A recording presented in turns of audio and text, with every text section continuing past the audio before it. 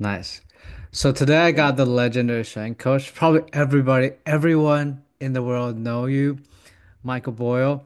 So, uh, before we dive into the questions, the first question I want to ask you is you've been in this industry for so long. So, I guess what I want to ask is what do you learn throughout your years in our field? It's a good question. I think what I've learned is that it's not nearly as complicated as everybody wants to make it. We were having a discussion today with one of our former employees who's now working in minor league professional hockey. And one of the things you realize is everybody's fascinated with technology now, and all of a sudden it's all about VBT and it's about the 1080 and it's about force plates and it's about this. And that plays really well with management and administrators because it gives them lots of cool graphs and things. But he even made the point, he said, wow, it really comes back to coaching. Can you coach? Can you get the guys to buy into what you want them to do? Can you get the guys to work out? So I think what I've learned probably, and what I think is going to take longer for everybody else to learn, is that it's still about people and it always will be about people. It is about the person, the coach's ability to react to the person, the player in strength and conditioning. And that technology may help you a little bit. Maybe it helps you paint a better picture for them. But I don't think it's the game changer that everybody wants it to be because it still comes down to your ability to interact human to human with somebody and say, hey, this is what we need to do because the technology won't work out for you and the technology won't coach for you. So when you think of the two things that are really vital that you have to do, somebody has to do the workout and somebody else has to coach the workout. And all technology is like having a scoreboard. It's like, wow, what did the scoreboard do to change basketball? Probably not that much, but scoreboards got better and better, and you could look up and see what the score is and see how many shots somebody took and how many timeouts they had left. There's a lot of interesting information that you'd get from the scoreboard, but I don't think it changed the game. The game is still players on the court and coaches. So I guess if I'm thinking about the one thing that I really feel like I know right now, it's probably that. And it's an interesting question because I've never phrased it that way before. And I probably, one of the things I usually do during these podcasts is I write notes because I am going to talk to the NBA strength coaches group. And I think that's a pretty good way to discuss sort of the big tech fascination. Yeah, yeah. I came from Taiwan and I'm currently at Louisville right now. And the transition from Taiwan to Louisville, the main difference is coaches in the state are super fascinated with force plate, with motion capture, with GPS, and VBT you mentioned. But when it comes to coaching or just basically coaching speed, I feel like coaches nowadays focus too much on looking at those numbers, looking at the graph instead of just purely looking at how the athlete moves, right? Oh, I 100% agree. And it's not necessarily just how the athlete moves. It's, we talk about even with monitoring, right? What you really want to do is talk, how does the athlete feel? Because I've gone through the whole HRV thing. I spent a lot of time in the early kind of Joel Jameson days. I bought the little app and I laid on the floor and I did all the stuff and I monitored my HRV. And I can honestly say that I learned nothing. I learned, well, I didn't, I shouldn't say I learned nothing. I actually learned something. I learned that there were days that my HRV would tell me I wasn't going to have good workouts that I did. And I learned that there were days when my HRV told me I should have great workouts and I didn't. So I learned at that point that I probably I'm going to be much better off looking at a guy and saying, hey, how do you feel today? And if that guy looks at me and says, man, I feel terrible today, then I got to think about that. And I can't look at him and say, well, your HRV says you're good, right? Your resting heart rate says you're good. Because that doesn't matter. You're dealing again, it's human to human, and you're looking at that human being and saying, he's saying to you or she's saying to you, I don't feel great today. You can't try to convince them because of the technology that that's not true. Yeah, yeah. If so another like question I have is with all those like technology, right? And like with all these research, like tons of research coming out from like force play whatsoever. But if you look at the sport like basketball, like football, baseball, like the injury rate is keep going up. Actually not decreasing. Why do you think that is?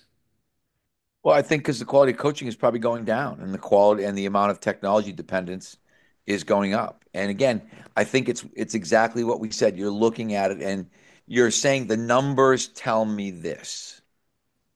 There's an expression, American expression called figures lie and liars figure, right? And it's, you just can't necessarily live and die by the numbers. I think, and there are things I like. I love timing. I love to be able to look at times. I think times tell you things. I like vertical jump heights. I think vertical jump heights tell you things. I think, I'm not a force plate person mainly. I just haven't been an adopter because of the cost. And I guess there would be some data there that would have value. But when the data starts to outstrip what the humans are seeing, I don't think that's worthwhile. And I think that's a big part. Like I said, I don't think the quality of the technology has drastically increased. I don't know if the quality of the workouts has drastically increased. So if the technology isn't allowing you to produce better training programs, then I don't know if the technology has all that much value. Nice, nice. So that leads me to another question. So in the past, like in the maybe past like 10, 20 years, like we mentioned, there's more and more stuff coming out. Have your training philosophy changed through like the past like 20 years? I think so. Yeah. I mean, it's funny. In some ways, no. 20 years ago, I was timing with I'm trying to think of the name of the timer. We had an old timing system that actually had a hand start pad with a wire, and we had 40 yards of wire so we could time 40-yard dashes. Literally, this is not a lie. I can't think of the name of the system now. And at that time, it was the state of the art. And we started to go and set that up to do 10-yard dashes in our weight room, mainly because that was all we had room for. And we did standing start 10-yard dashes. And we spent a lot of time. I can remember the amount of time I spent teaching my basketball and hockey players how to start like the NFL combine, how to really take advantage of their start. And then I think, ooh, that was really dumb. That was a huge waste of time. We should have figured out a way to do the flying 10. So now we're flying 10 people, and it's so easy because you just set up two sets of sensors. People say, "How do I start?" I'm like, "Any way you want. I don't care. Whatever. Right foot in front, left foot in front, sideways. Makes no difference to me. We're just going to run, and we're going to try to run faster than we did last time." So some things have changed. We've come back to timing. Tony Holler probably brought me back to timing from 20 years ago. So in some ways, I mean, I had a Vertec. Now I have a Just Jump mat, but we were still measuring vertical jumps. And I think probably if you say 20 years, it might have been 20 years ago that I kind of gave up on back squats. It could have been that long ago. But for maybe 5 of those next years, we did a lot of front squats versus back squats because I felt like, hey, we can get better body position in the front squat than we were getting in the back squat. I used to always say it's hard to front squat bad. It's easy to back squat bad. It's hard to front squat bad. But eventually, I got to a point where I thought the unilateral stuff just has higher value. So I think in that sense, we've progressed into the point where we really don't squat. But then we went back to deadlifting because we did want I think there is some value to just getting kids to move some weight. And I felt like trap bar deadlift gave us a really kind of low barrier to entry exercise that everybody could do. It was very, very easy to fit people inside the trap bar. Whereas when we started looking at some of our taller guys, our basketball big guys, our big offensive tackles, those kind of guys, they sometimes weren't necessarily great squatters, but most people picked up trap bar deadlift fairly quickly. So in some ways it's kind of a situation. It's the song remains the same, right? It's basically the same tune that we're playing. It's still progressive resistance. It's still about can I get faster? It's still about can I increase my vertical jump? I would say the biggest philosophical change I've had. and I wouldn't even call it a change as much as a realization. It's just that the weight room doesn't move the needle for speed like we would like it to. And that was a big Tony Holler thing. Tony would always say, I don't care if my guys lift. And I used to kind of look and think, I don't know if I like that. But now I get it because he's a track coach, right? That's what he coaches. So it doesn't matter. His guys, they don't crash into anybody. They basically they're going to pull hamstrings and that's about it. They don't have injury situations. And I started to realize a lot of the strength training that we do may be, Dan John calls it armor building, right? We may be doing some armor building. We may be doing some injury prevention.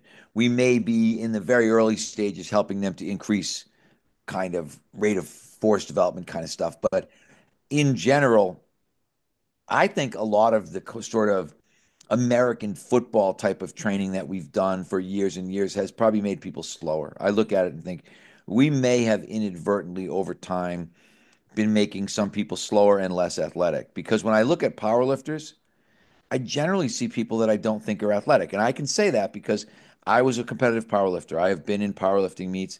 But one of the things you'd notice if you go to a powerlifting meet, it is not a very athletic looking population.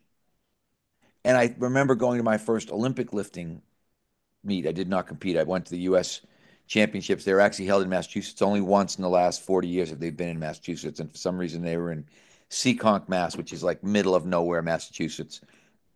No reason why it should have been there, but it was. And I thought, hey, if it's going to be here in Massachusetts, I'm going and watching. And everybody there was athletic. And so that was when I really became a bigger believer in Olympic lifting. I said, wow, Olympic lifting seems to, these people look athletic. They look kind of like sprinters, jumpers, throwers. I'd go to powerlifting meets and it looked like a Frankenstein show. Most of the people, regardless of their size and weight, most of them did not look athletic. So I think when that's a really hard big picture thing for a lot of strength coaches to grasp because they don't want to grasp onto it. They don't want to look at it and think, wow, this thing that I love so much may not be the be all end all here.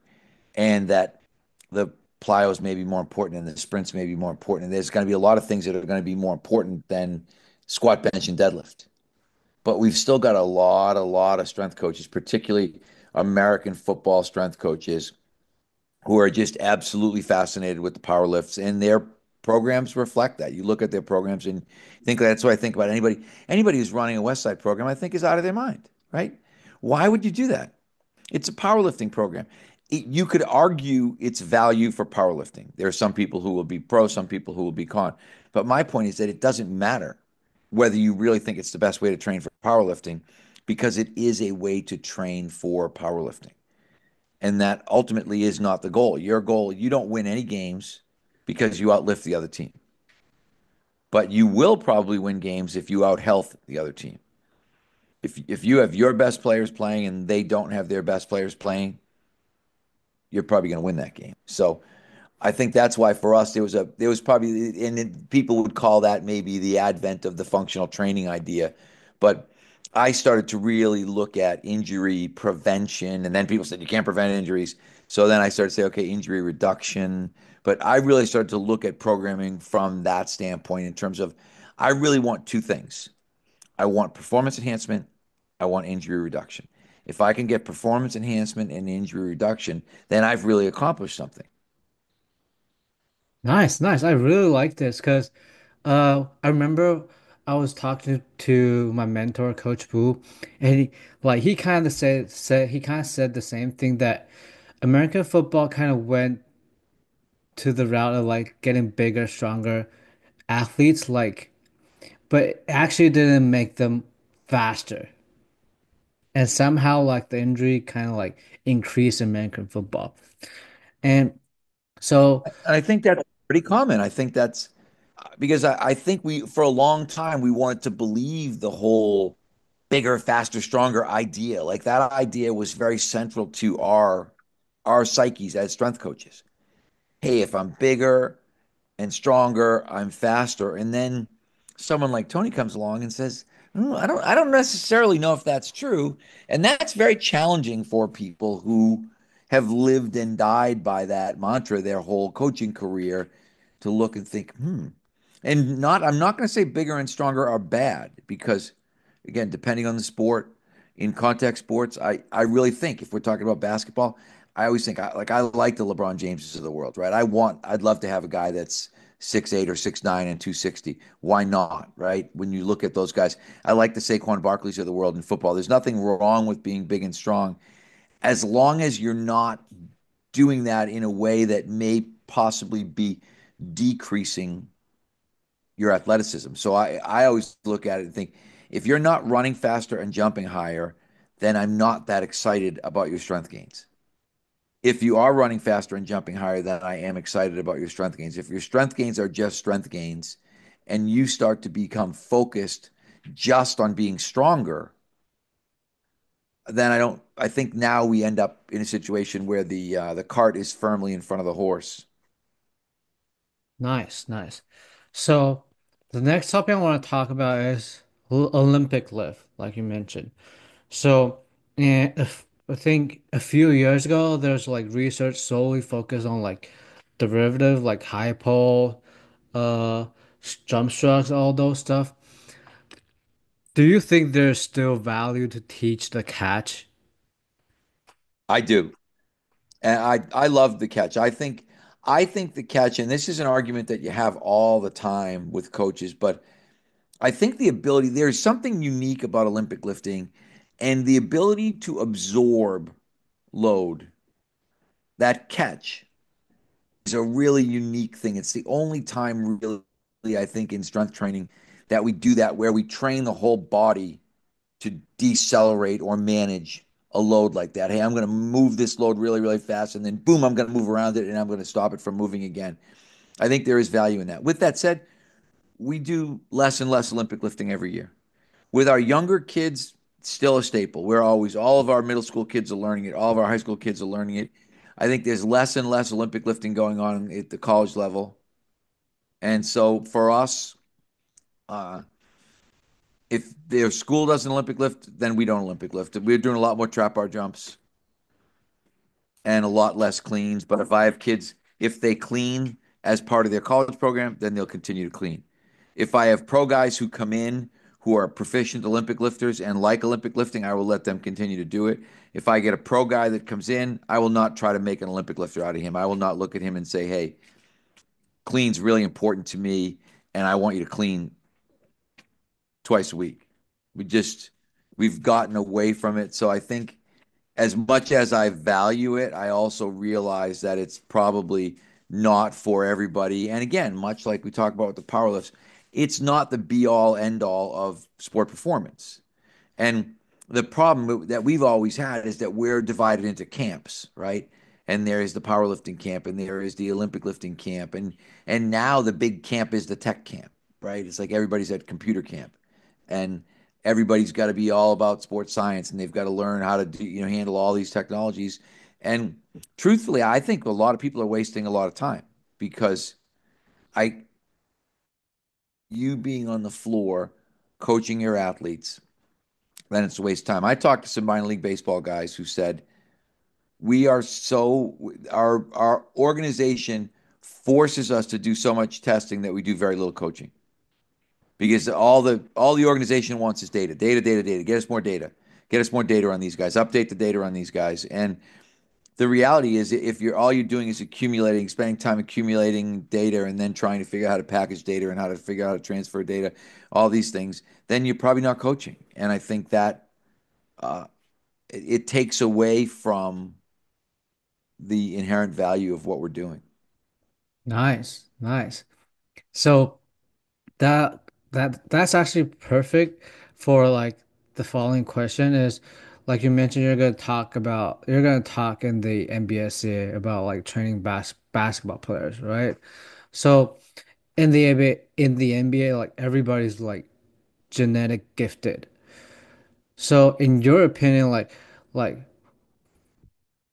how would you approach like the training program from like these like super tall and like skinny athletes compared to like other athletes?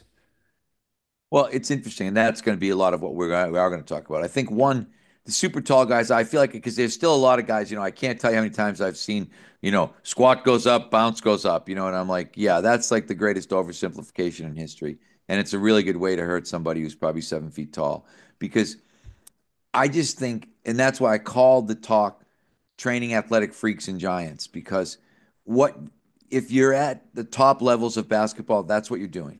You've got freak athletes and or giants who are freak athletes. So, you've got the Giannis's and you've got the Wembayamas and some of those guys that are not only giants but freak athletes. Um, One of the best, and I put it in my presentation, I think. One of the best analogies that I've ever gotten. One of my friends that was a physical therapist, I was talking to him about managing a particular injured athlete, and he said, managing this guy is like playing with a broken bottle that still has the label on it. And if you can envision that, right, and you realize the only thing holding this bottle together is the label. And if I mess around with this too much, this thing is just gonna go to pieces. And that's the super elite, high neural, 7 foot tall. You are literally playing with fire every day that you're there. So I look at it, think if I'm designing that training program, all I'm thinking about is injury prevention, injury prevention, injury prevention, injury prevention. Right? I'm going to look at that guy and think, how do I keep him? What do I need to do so he doesn't tear his Achilles? What do I need to do so he doesn't get patella tendonitis? And then how do I get some mass on him so that I can continue to fill out that body? But it's like for me, it's certainly not spinal loading when somebody's 7 feet tall. I'm just not doing it. And again, there are people that disagree, and I get it. Everybody's entitled to their opinion, but I think you've got to come at it in particularly, and I think in professional sports in general, you need to come at it from the injury prevention angle because one of the things that I like to say with professional sports is that everybody got there without you. So when I show up and I'm the strength coach, I didn't get one of those guys when I went to the Red Sox. Not one of those guys got to Major League Baseball because of me. Every single one of those guys got to Major League Baseball because what they had done prior to when they met me. My job is to help them stay in Major League Baseball and make as much money as they possibly can. And I think when you can start to look at it differently, then you can really become valuable to those guys. Whereas, if you start looking at this and thinking, "Hey, I'm going to make you better," uh, yeah, maybe you are. Maybe I am. But you're already pretty good because you're here. You're like, there's not a lot of you guys here, and you're one of them, right? So I think that's a really big thing to think about. Nice, nice. And you also brought up like patella tendon pain or like potentially a tendonitis. In your like, I know people are like coaches are like huge on isometric right now, but Mhm. can you like kind of share your experience with patella tendon pain or like tendonitis, all these stuff? Yeah, well, I think the biggest thing Jake Tura has done a really good job the last whatever 4 or 5 years of.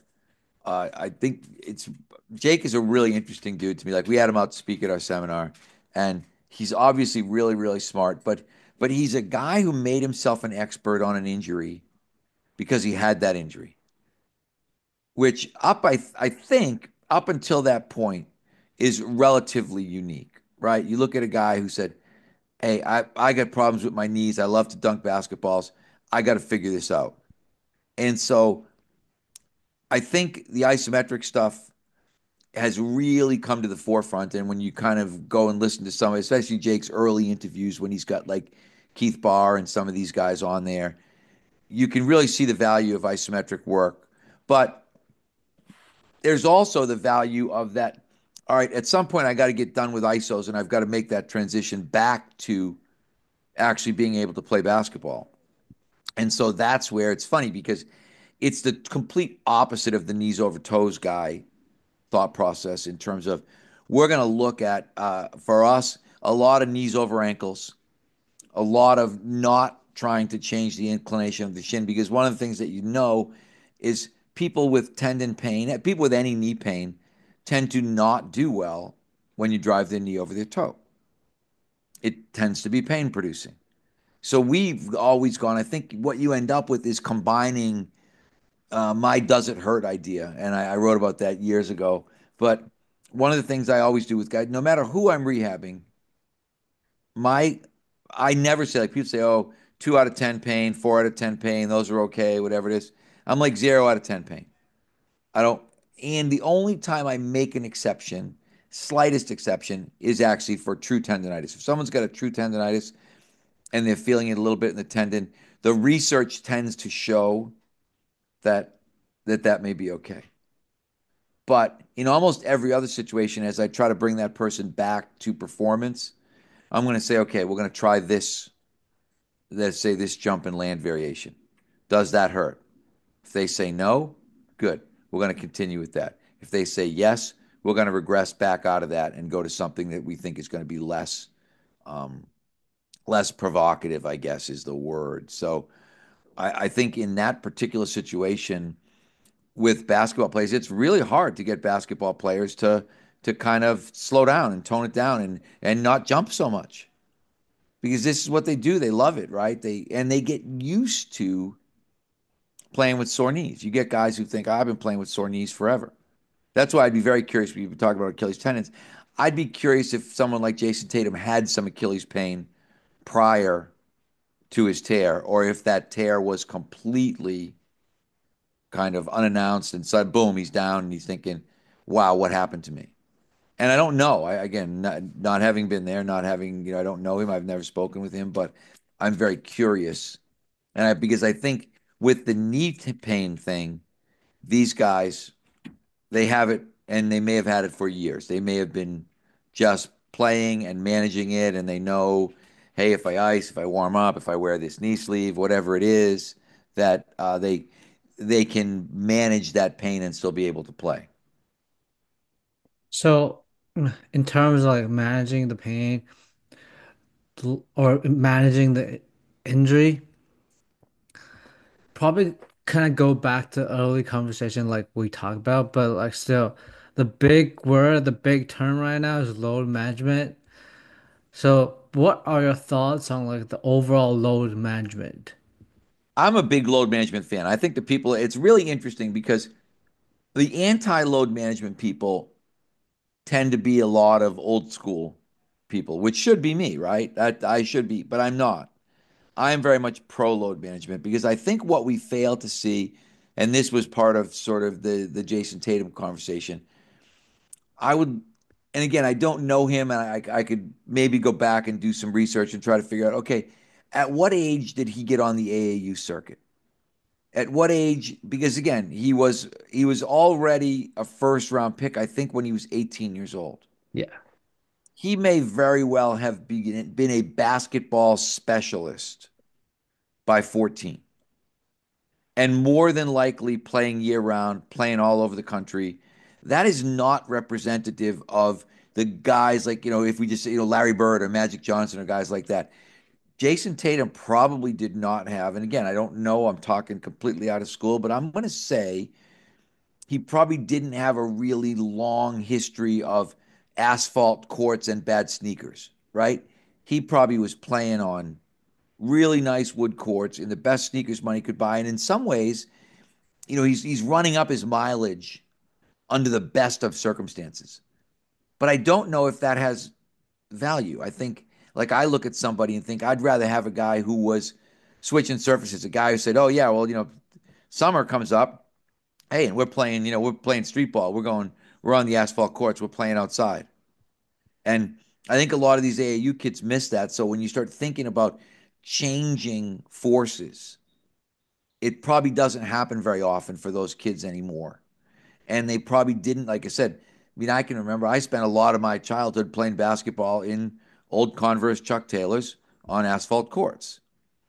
And so for me, when I finally got into better sneakers and better courts, that would have been a change from a load standpoint. So I think with some of these kids, when you think about load management, you have to really look back and say, how do we compare, say, whatever, Larry Bird, Magic Johnson, Charles Barkley, whoever it is, to these guys now in terms of were those guys playing multiple sports? Were they playing multiple games? Were they playing weekend AAU tournaments? Were they going someplace and playing five, six, seven, 8 games on a weekend all through the summer and then having their season start, say, in November? My guess is probably not. I would guess that the history of that previous generation of basketball players would be significantly different than the history of this generation of basketball players. And it may be why the European guys are doing better, right? Because again, probably coming out of very, very different environments. And those environments are probably, now still getting spoiled again because of money and shoe companies and a lot of that stuff. But in general, the Europeans tend to play less games than we do. All of the European seasons are shorter. Europeans, I don't think have AAU. I think if we looked at, Jokic or one of these guys and said, were they playing on a summer tournament team where they had a tournament against high level competition every weekend, you'd probably find not. You'd probably find that they had played some soccer and that they'd been out running around and doing things differently. So many of the things that kind of like our American kid, like even looking at like someone like Giannis, coming from Greece. I mean, I think very, very different probably background and upbringing than what you would see in the American player. Wembanyama, coming from France, like you're looking at a lot of these guys and thinking that even though we might look at those players and think uh, we might describe them as African American players, they are not, right? I mean, Giannis is an African Greek, and Wembanyama is probably an African French, if we were applying terminology, right? And their upbringing, their process would be very different than what our young African American player goes through, particularly if he's identified very early on as a potential high achiever, as a kid who's going to be a college scholarship kid, a lottery pick, whatever it is. Those kids are going to be they're going to be really pigeonholed and specialized very, very early on. Oh, this is actually really interesting because it's not just like Giannis or like Wembanyama. There's also like a player, Luca, right? He's from Right. Europe too, And right? Luca, I mean, it's have you seen I think it's either Luca Doncic or Jokic. I can't remember which one, but one of them was a fat kid. Like it was very like you look at his 12-year-old picture and you think, my God, this is not NBA star. I actually have the picture in my phone, but I can't remember which one of them it I think it's was. Jokic. I think it's Yeah, Jokic. it could be Jokic. It's very well, very possible. But he looks like a fat kid at the pool. Yeah, yeah. You know what I mean? In a bathing suit, and you look and think like, wow, if someone said, "Hey, that guy's going to be, an MVP. NBA MVP candidate," you'd be like, not a chance. Look at that guy's body, right? No chance. But there's again no accounting for skill, right? Yeah, yeah.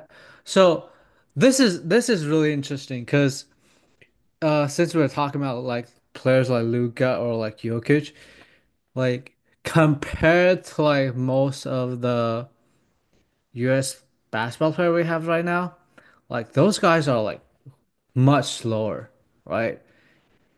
Compare like you like Luca compare to like Derrick Rose or like John Wall or like Kyrie Irving. If you compare like Jokic to like Howard, those kind of guys, these guys are like slower, but the way they play is much better. Is that a thing with like what people like what coaches probably would say like long-term athletic development or like I think it's funny, and I always describe people. I think there are Larry Bird athletes and there are Michael Jordan athletes, right? If you looked, probably, I mean, arguably the two greatest players of their generations. Although, the Magic Johnson fans might argue with you, but even Magic, Magic wasn't a big, like, Magic was probably more of a Larry Bird type of athlete in terms of not a huge dunker, yeah, not like a yeah, high flyer kind of guy, yeah. a big, a really big two guard, and even in some cases, a super big point guard. But it was a skill level thing versus an athleticism thing. And it's the same thing with Bird. I used to always laugh. I mean, I'm from Boston. I was a huge Bird fan as a kid. But I can remember like Bird would, get a breakaway and shoot the layup. Like there's no one in the NBA that shoots the layup, right? Everybody's going in for the dunk. Everybody is going in and thinking, I'm going to rip the friggin' backboard down. And Bird, like, he's like, I'm not wasting a jump right here. I might only get 2 or 3 dunks a game because I don't have the output, the power output that some of these guys have. But what I do have is incredible hand-eye coordination, incredible ability to shoot the ball and to see the game, and that's what you see in Jokic particularly. You know what I mean? He's not like I said, he's still got kind of a, what you would consider like a men's league body for the NBA. And and yet when you watch the game that he's playing is Larry Bird. Like it's absolutely positively Larry Bird. Like you look and you see the no look passes, you see him hitting guys with passes. And the great passers are guys who sometimes will hit people right in the head with the ball because the guy has no idea he's getting the ball. Because that guy just is seeing the game at a different level. The people always say, he's playing chess and the other guy's playing checkers. Do you know what I mean? It's Yeah. it's just different. So as a strength coach, like how like since everybody's different and chasing power outputs are probably not really gonna help them perform better on the court. So the question, this is kind of hard. So how exactly should we do our job? Like, Well, I because still look at it. I think I know where you're going. Like if you gave me Jokic, I'm still going to say, hey, I'm going to try to get this guy to buy into what I want him to do, and to become. Because what I would like to do, I always said, if you gave me Larry Bird, I'd try to make him into Michael Jordan.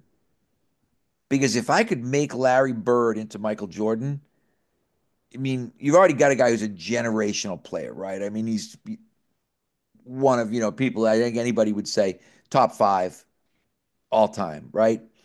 But if he was a little bit more explosive and a little bit quicker and a little bit faster, man, you know.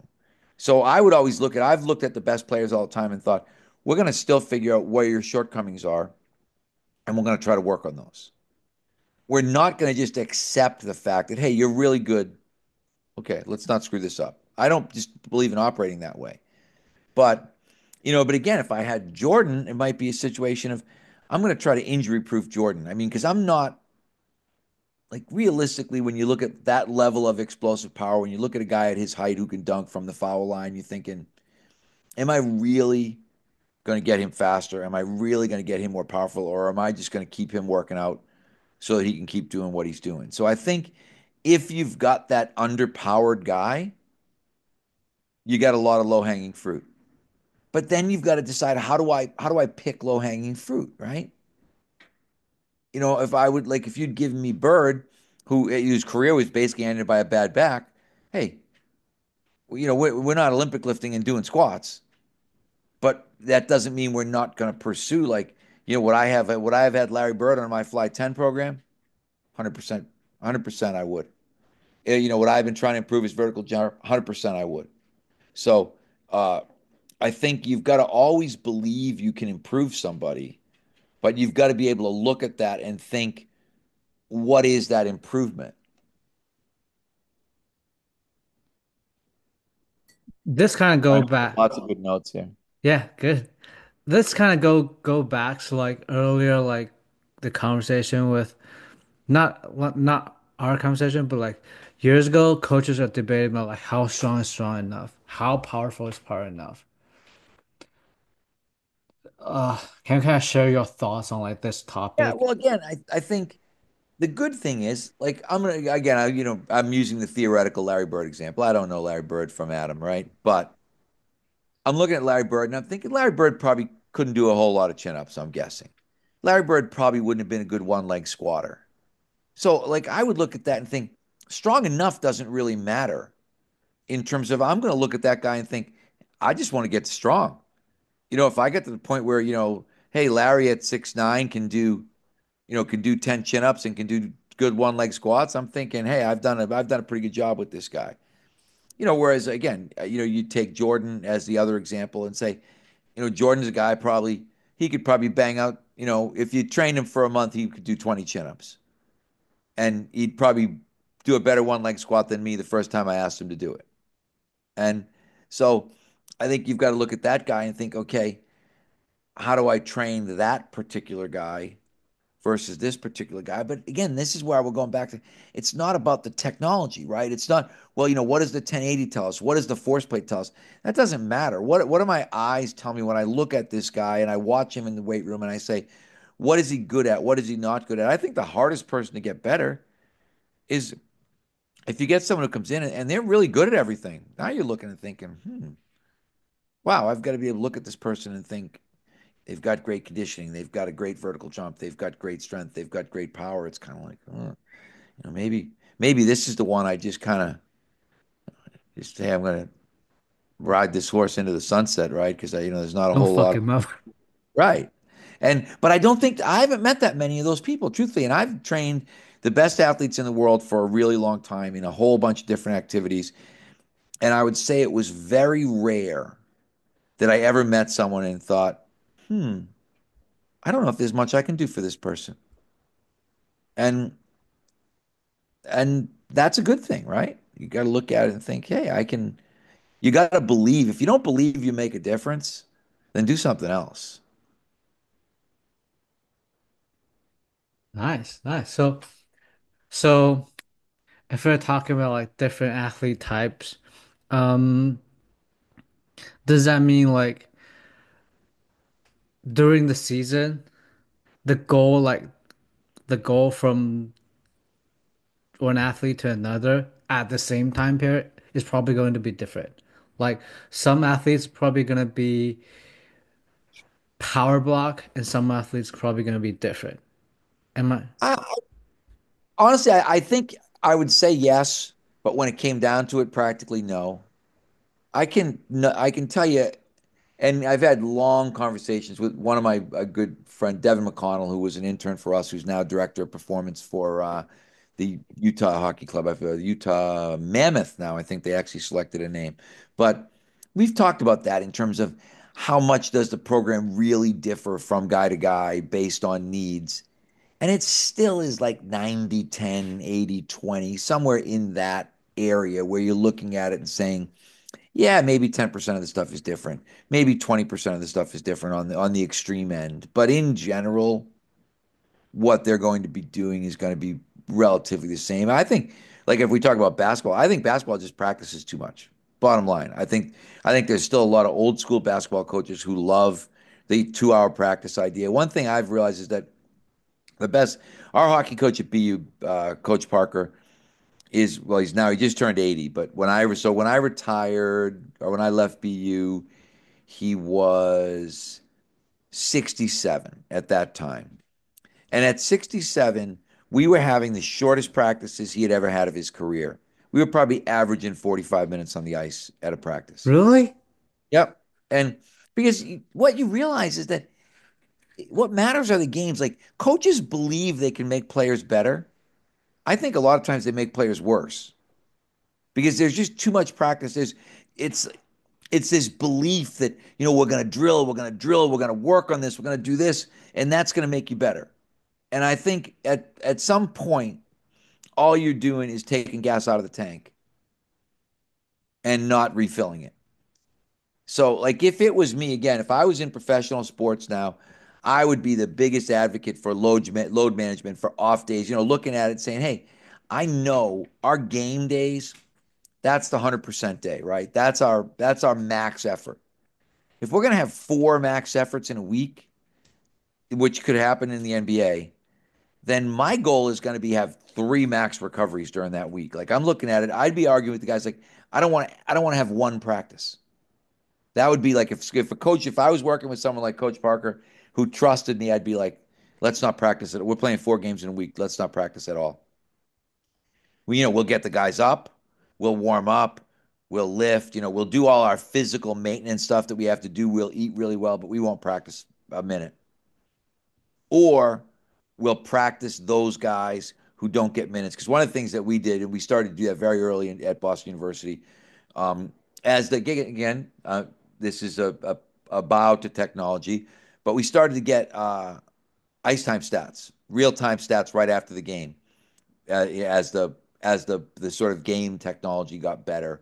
So we'd know exactly how long somebody played. And then what we started to do was we simply started to base our work on how much guys played. So I told guys like we had in our like as a particular, it was like if you played, I think if you played more than 15 minutes as a forward and more than 20 minutes as a defenseman, you did the bare minimum after the game. Like we said, okay, this is what the bare minimum is. That's what you got to do. And then we just apportioned out work based on if we had guys that played 5 minutes, okay, I need you to do 10 minutes of work after this game.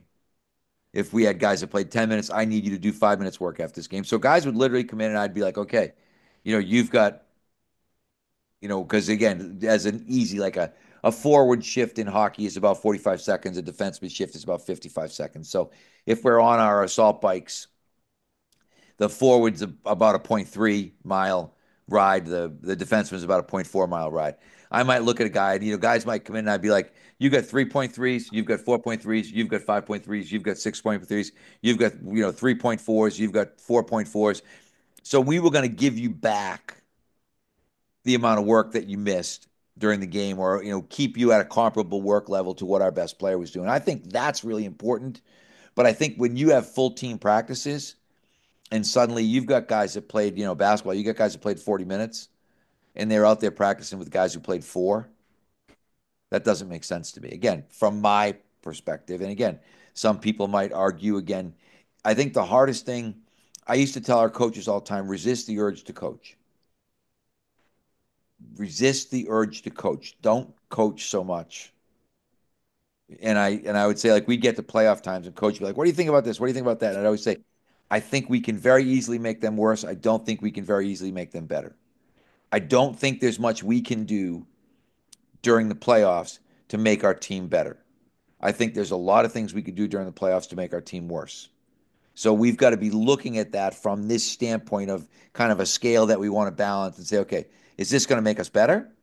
Or is it work for work's sake? Are we just going out to practice because we feel like, hey, I'm the coach and I'm going to feel like I'm not doing my job if we don't practice? We got very comfortable with the idea that the best part of our job maybe was fatigue management, or the most important part of our job was fatigue management. And what was really important was that our team was ready to play. We got to be ready to play again. And what's going to get us ready to play? And what we realized what got us ready to play was recovery and nutrition. So we put huge emphasis on recovery and nutrition. Our guys, I mean, we would make guys get up and eat breakfast and then let them go back to sleep. Guys be like, oh, we don't want to get up. We don't get the guys up early. I'm like, get them up. Let's have 9 o'clock breakfast.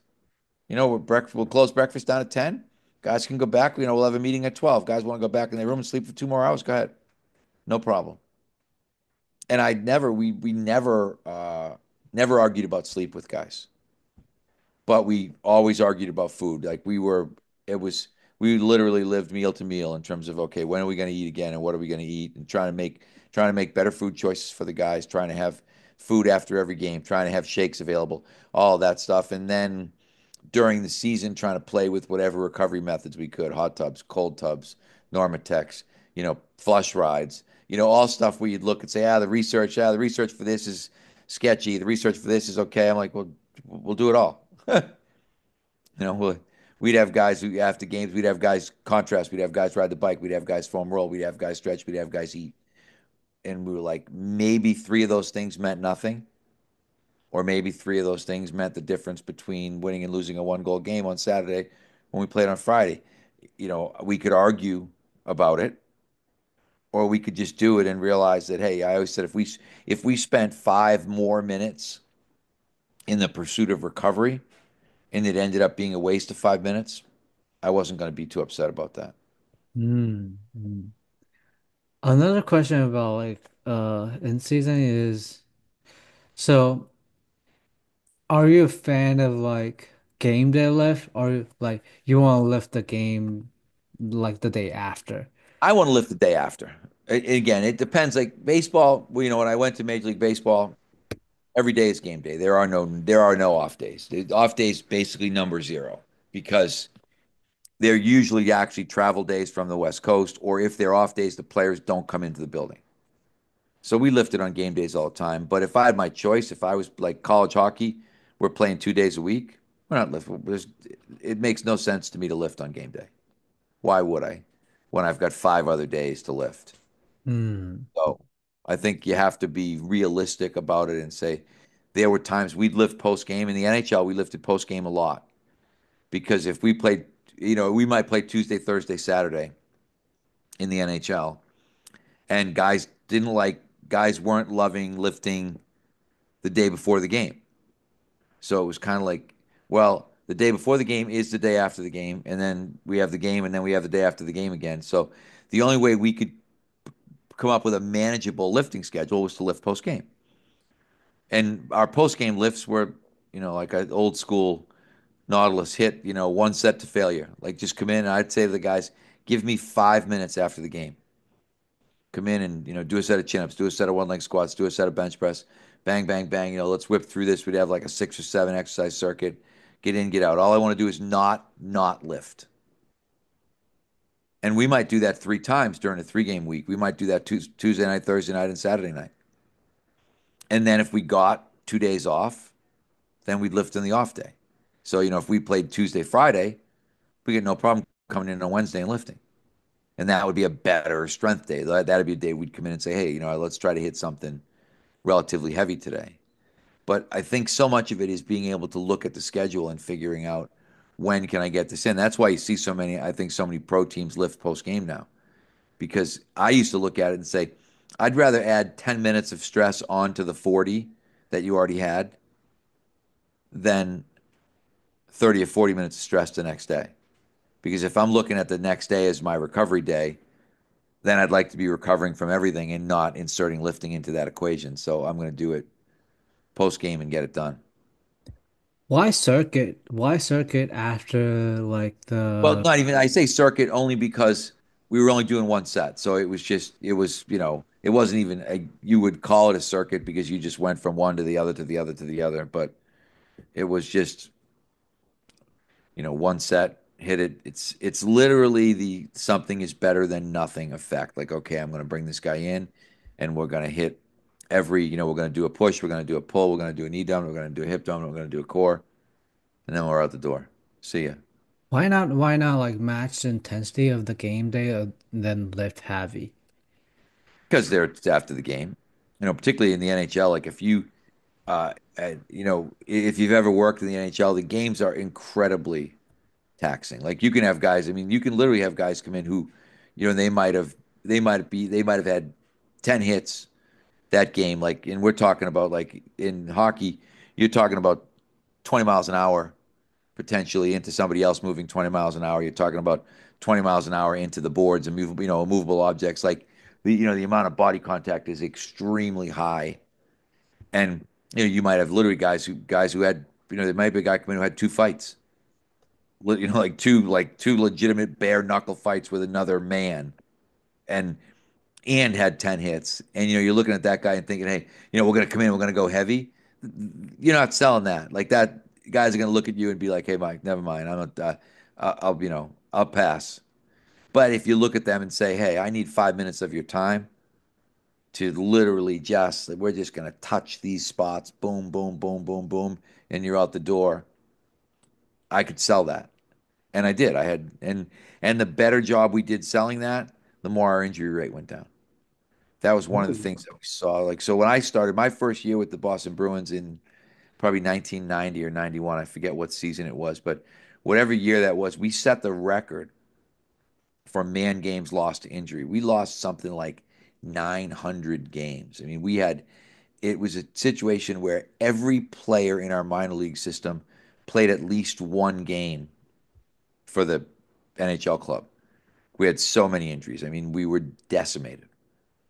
And every year we ticked down, ticked down, ticked down. And I believe that it was because we got more and more guys to work out. Because when I first got there, no one worked out. Like it was not nobody, very few guys did any in-season lifting at all. And then we had a guy actually who was very fortunate, serendipitous. We had a guy who ended up getting a guy traded to Boston from Pittsburgh, a guy named Paul Stanton, who ended up becoming really good friends with. But Paul Stanton showed up. Pittsburgh had just won the Stanley Cup the year before. Paul Stanton gets traded. He plays his first game and he's like, "Can we go to the weight room?" And I'm looking at him like, you're gonna lift after? He was like, yeah, in Pittsburgh, we always lifted after. Guys liked it. It was just a way to get it done, not have to worry about it tomorrow. And I was like, let's go. So I went with him. Then we had a bunch of younger guys playing. And the next night I was like, I went around to all those guys before the next game and I said, hey, Stanton lifts after games. We're lifting after games. You're going with him. And I wouldn't have veteran guys, I wouldn't have been able to get away with it. But with all these younger guys that were up, that were playing, and they were guys that I knew kind of coming up, they were like, "Well, whatever. I guess if Stance does it, they won the Stanley Cup in Pittsburgh, we can do it." So we started gradually building this group of guys that would go and lift after games. And probably I would say by the end of the 90s when I stopped, the majority of our guys would just follow the program. Like, okay, post game lift tonight, get in, get it done. Everybody would get in and get it done. So. Nice. Would you feel like the circuit fashion or like the lift based on like just different movement is also gonna work for like sports like basketball instead of like I lifting? I'd be doing it the exact same way. If I was in the NBA, it would be the exact same way. I would be like, okay, just I need you to get in. And particularly if there are things that you can do that don't require warm up. Like for instance, when we bench pressed, we would have to do a warm up set. Because if I had guys coming in and say, I want to, if they wanted to bench 225 for five, I wasn't letting them put 225 on the bar and try to bench it after the game. But, I had no problem with a guy grabbing the chin up bar and doing, okay, do five, six, seven, eight chin ups, whatever. Like, go till you get tired and then stop. One leg squat, hop up on the box, grab a couple 10-pound dumbbells, and give me five or six one leg squats on each leg. It's literally our goal was just do enough so you didn't not do something. Because then when you get to those days where you've got more off days in between, you can lift heavier, they're not big shocks to your system because you haven't missed workouts. So there were just days where it was, I mean, sometimes I was like thinking about it. They always say, oh, don't just go through the motions. And I'd be like, no, I want to go through the motions. I would like guys to come in and go through the motions today because if they go through the motions today, then Saturday when we lift, we'll get a lot more value out of that and guys won't get sore. Because one of the things that I always thought guys hated to be sore during the season. Yeah. And if you missed workouts, guys got sore. So my goal was never miss workouts. Never miss a lift, even if that lift ended up being the littlest.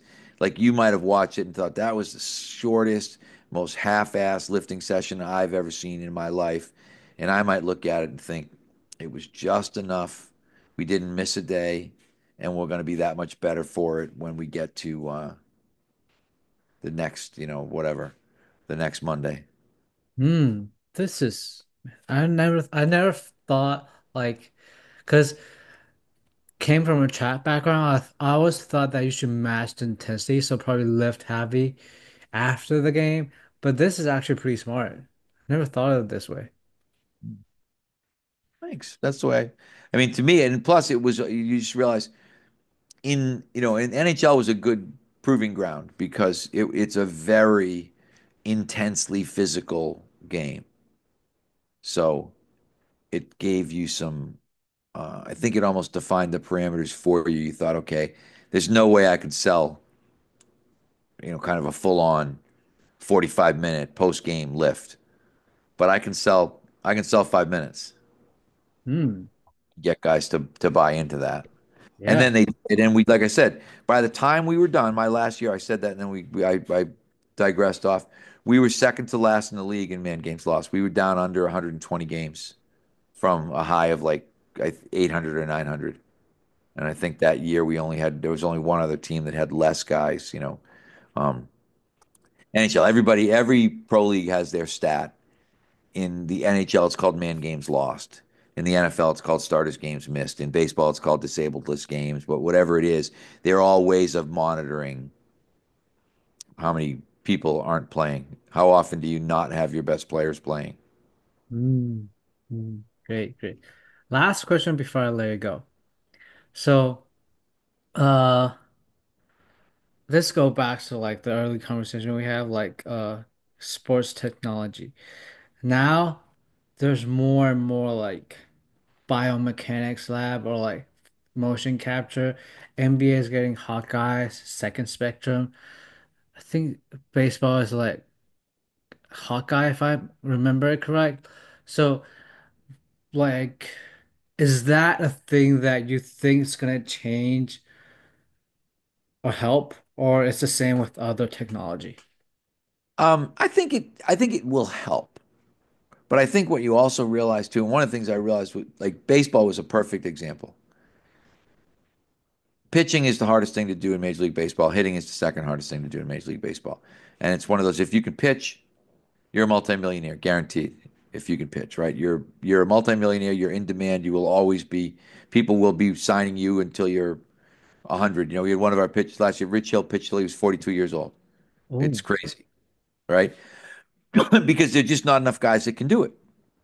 In the same way with hitting, right? You know, if you can hit for average, if you can hit above 280, you're going to have a job in baseball for a really long time.